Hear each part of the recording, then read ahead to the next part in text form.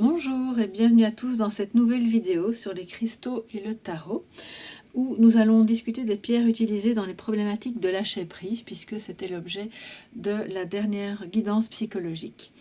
Alors, c'est un problème de société assez actuel, qui se retrouve dans quasi toutes les sphères de notre vie, qui peut engendrer de véritables pathologies mentales, mais aussi physiques, si le problème devient chronique. Donc, évidemment, je vous encourage à identifier ce problème de lâcher prise dès les premiers signes pour ne pas vous laisser envahir par ces effets néfastes, même si c'est pas toujours évident de prendre conscience qu'on est en train de s'accrocher à quelque chose qui n'est pas bon pour soi.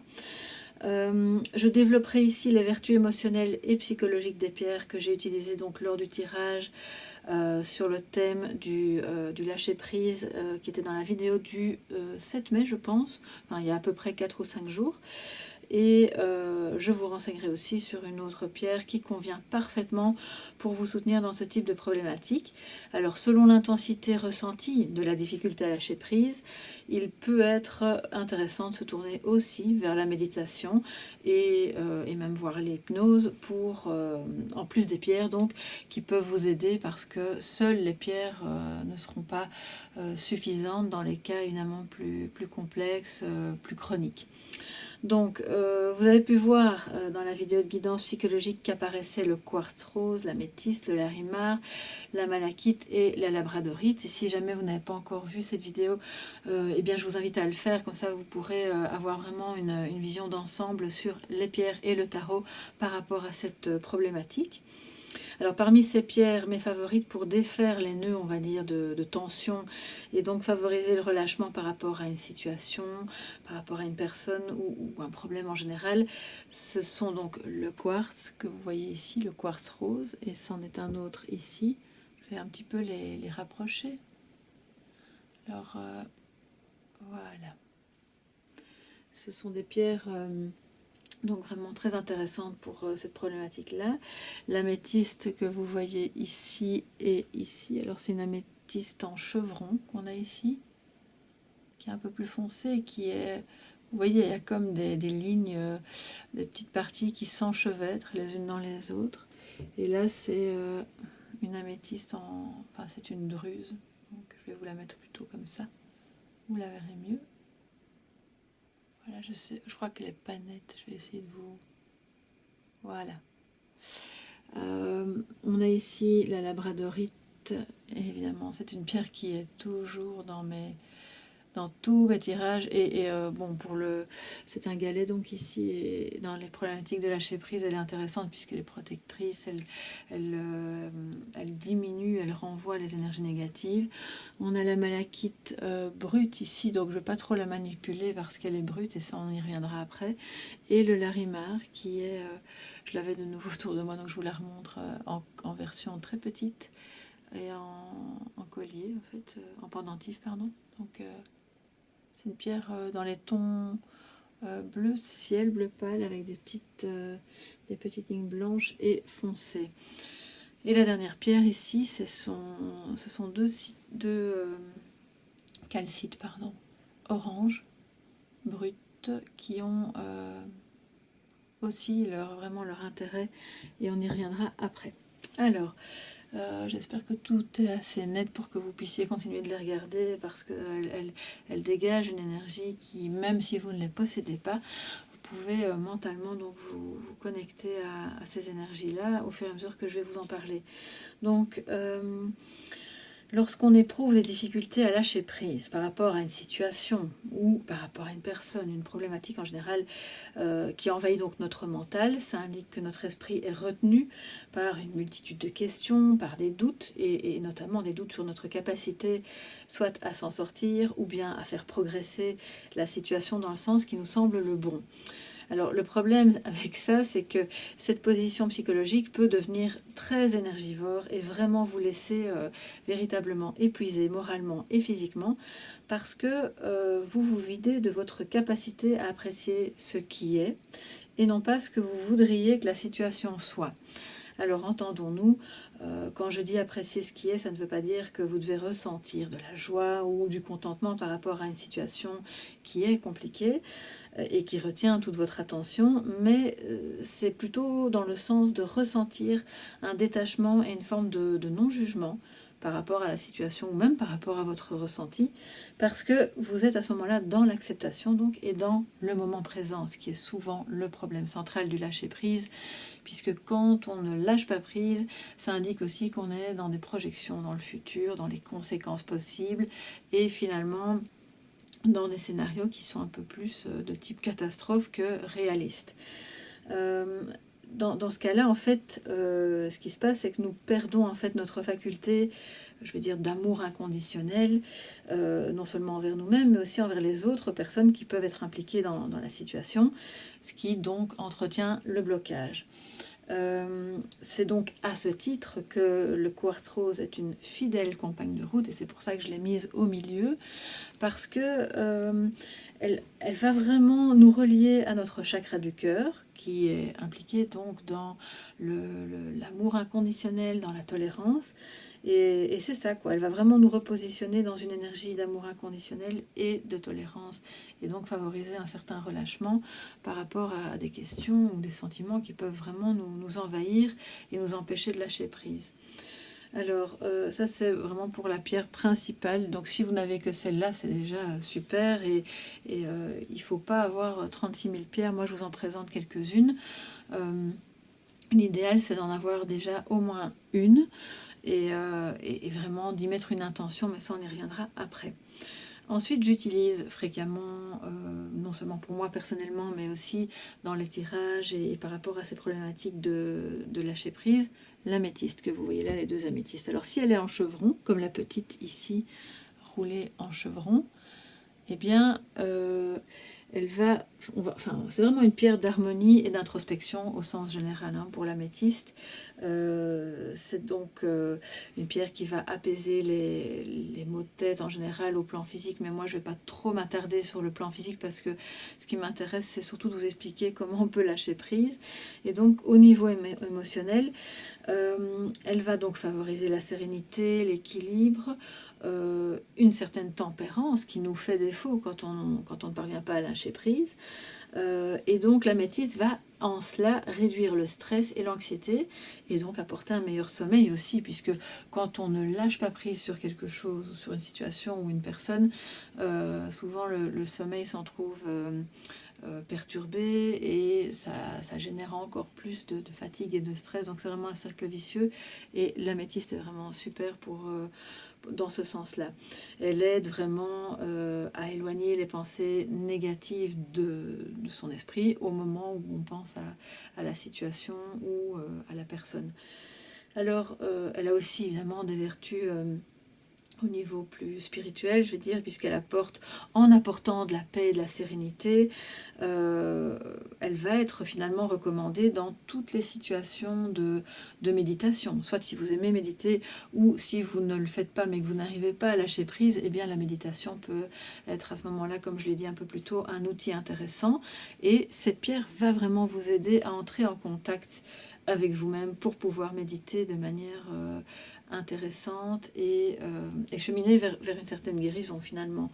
Donc c'est une pierre qui aide à la méditation aussi parce qu'elle est reliée au chakra donc, du troisième œil, qui est le chakra de la clairvoyance, de l'intuition.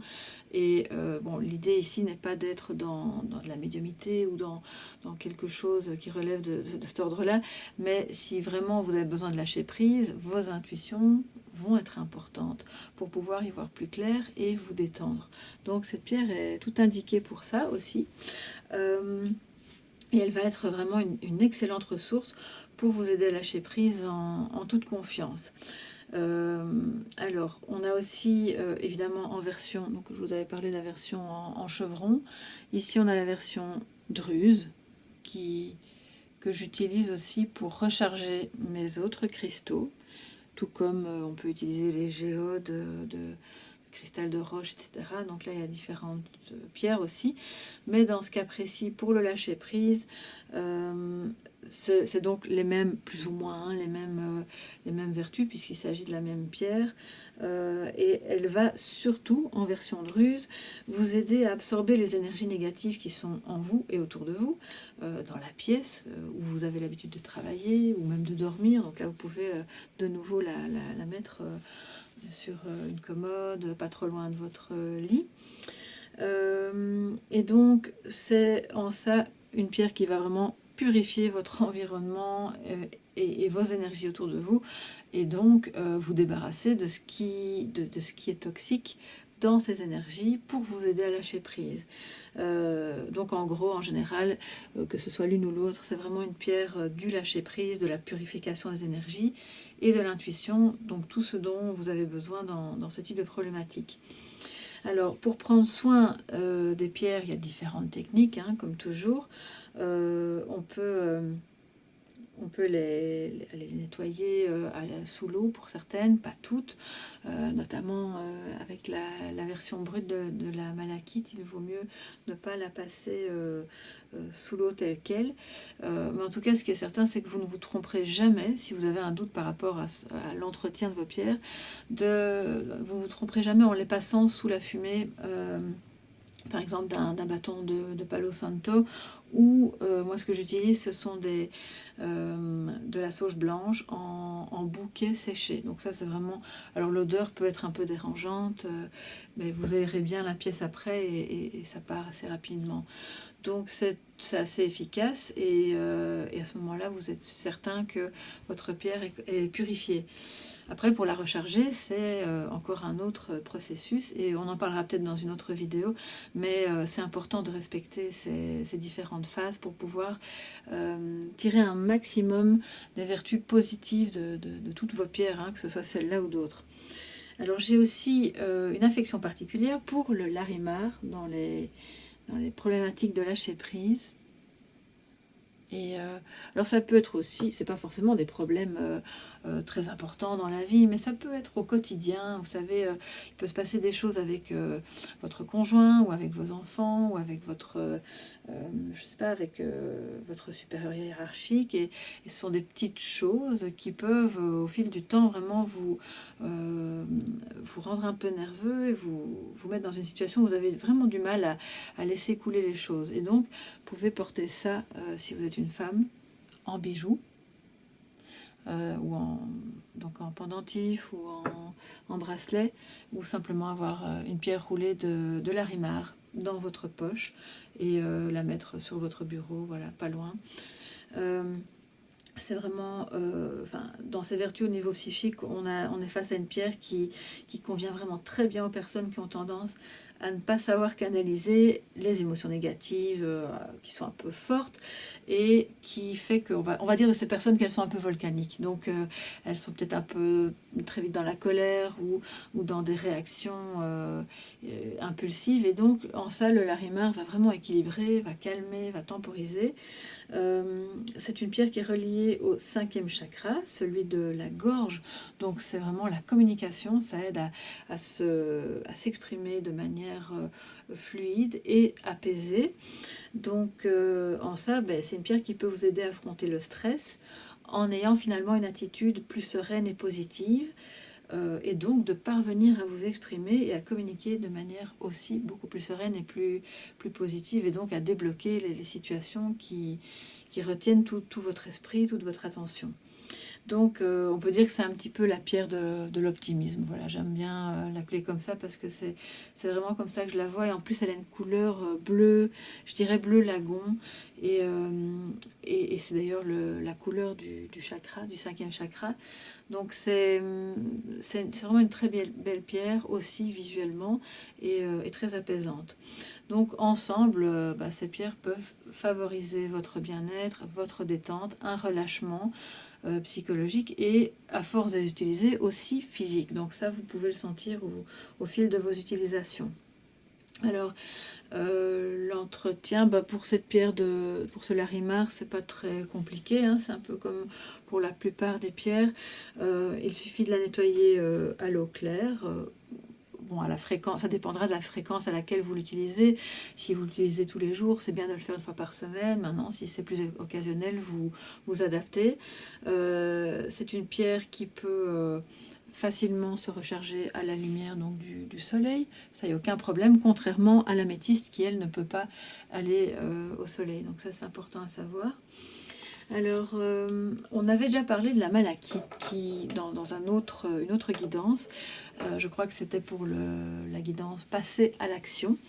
Et j'y reviens parce que dans cette problématique-ci du lâcher-prise, c'est une pierre qui aide vraiment à voir les choses sous un autre angle.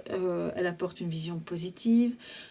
En ça, évidemment, elle va favoriser l'élimination des schémas mentaux qui sont obsolètes, voire même carrément toxiques, et qui finalement ne servent qu'à emprisonner votre esprit. Donc pour pouvoir lâcher prise, il faut aussi pouvoir lâcher les anciennes pensées, les anciennes manières de concevoir les choses qui ne fonctionnent pas dans cette situation.